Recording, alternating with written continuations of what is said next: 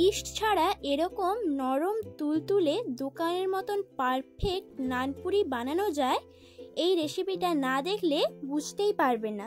দেখুন কত সুন্দর নরম হয়েছে। দেখুন আপনাদেরকে ছিঁড়ে দেখিয়ে দিচ্ছি কীরকম দোকানের মতোই পারফেক্ট হয়েছে। আমি যেই টিপসগুলো বলে দেব আপনারা সেই টিপস মেনে যদি রেসিপিটি তৈরি করেন তাহলে আপনাদের নানপুরিটা পুরো দোকানের মতোই খেতে হবে। নমস্কার বন্ধুরা, মুখরুচি রান্নার চ্যানেলে আপনাদের সবাইকে স্বাগত। আজকে আমাদের রেসিপি নানপুরি। তো চলুন বেশি দেরি না করে রেসিপিটা শুরু করা যাক। নানপুরিটি তৈরি করার জন্য প্রথমে একটা বোল নিয়ে নিয়েছি। বোলের মধ্যে মেজারিং কাপ মেপে 3 কাপ ময়দা নিয়ে নিচ্ছি। ওজন হিসেবে দেখতে গেলে 500 ময়দা। এবারে 3 কাপ ময়দার জন্য 1 কাপ টক দই দিয়ে দিলাম। ওজনের দিক থেকে 200 গ্রাম টক দই দিলাম। টক দইটা দেওয়ার পর ওপরে হাফ চামচ বেকিং পাউডার দিয়ে দিলাম। তারপর চিনি 2 চামচ দিয়ে দিচ্ছি। এবারে স্বাদ অনুযায়ী নুন দিয়ে দিলাম। তারপর সবকিছু দেওয়ার পর ভালো করে মাখিয়ে নিচ্ছি। এভাবে হাত দিয়ে ভালো করে মাখিয়ে নিতে হবে। ভালোভাবে মাখানো হয়ে গেলে একটু তেল দিয়ে দেব উপর থেকে। 2 চামচ মতন তেল দিয়ে দিয়েছি। এবারে আবার ভালো করে ময়দার সঙ্গে মাখিয়ে নিচ্ছি। এই দেখুন দইটা ময়দার মধ্যে দিয়ে ভালো করে মাখিয়ে নিতে হবে।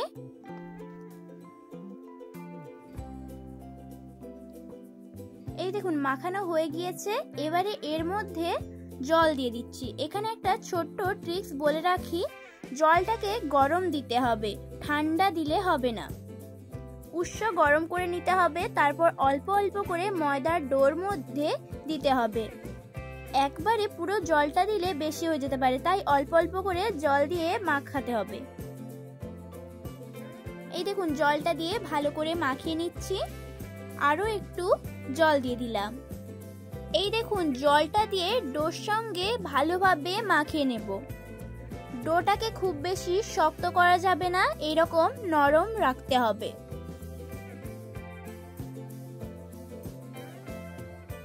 এখানে একটা ছোট্ট টিপস, ডোটা মাখানোর সময় যখন হাতে লেগে যাবে তখন হাতের মধ্যে একটু তেল নিয়ে নিতে হবে। হাতের মধ্যে তেল নিয়ে নিলে হাতের মধ্যে আর জড়ে যাবে না। এই দেখুন হাতের মধ্যে তেল নিয়ে ভালো করে ডোটাকে মাখিয়ে নিচ্ছি। এই দেখুন ডোটা খুব সুন্দরভাবে মাখানো হয়ে গিয়েছে। এইবারে এরকম 2 হাত দিয়ে ভালো করে গোল করে নিচ্ছি। তারপর আবার বোলের মধ্যে রেখে দিয়ে উপরে একটু তেল দিয়ে দিচ্ছি। তেলটা দিলে ডোর উপরটা ড্রাই হবে না, তাই তেলটা দিলাম। তেলটা দেওয়ার পর ডোটার উপর ভালো করে মাখিয়ে নেব। তারপর একটা ভিজে কাপড় দিয়ে আধ ঘন্টার জন্য ঢাকা দিয়ে রেখে দিচ্ছি। দেখুন আধ ঘন্টা পর ফিরে এলাম। এবারে ভিজে কাপড়টাকে সরিয়ে আবার ডোটাকে ভালো করে মাখিয়ে নেব। এই দেখুন এইভাবে ভালো করে ডোটাকে মাখিয়ে নিতে হবে। মাখানো হয়ে গেলে ডোর মধ্যে থেকে ছোট ছোট করে লেচি কেটে নিচ্ছি। খুব বেশি বড় করা যাবে না আর খুব বেশি ছোট করাও যাবে না, এইভাবে মিডিয়াম রাখতে হবে। ঠিক যেরকম রুটির জন্য আমরা লেচি কাটি সেই রকম। এই দেখুন সব লেচিগুলোকে একই রকম ভাবে কেটে নিচ্ছি।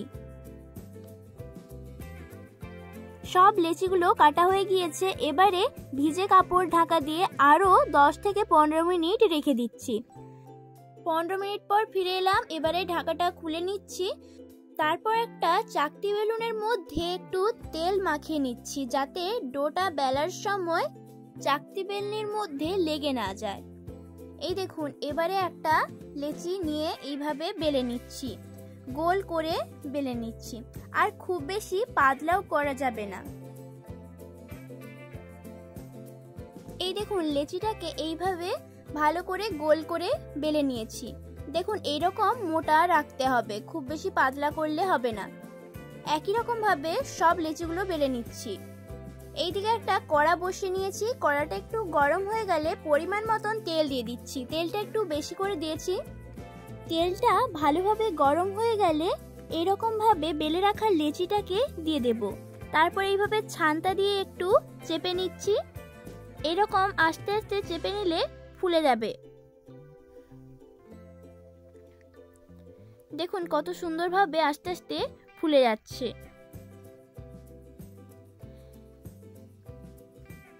গ্যাসটাকে হাই ফ্লেমে রেখেছি। এবারে ছান্তার সাহায্যে একটা থালার মধ্যে তুলে নিচ্ছি।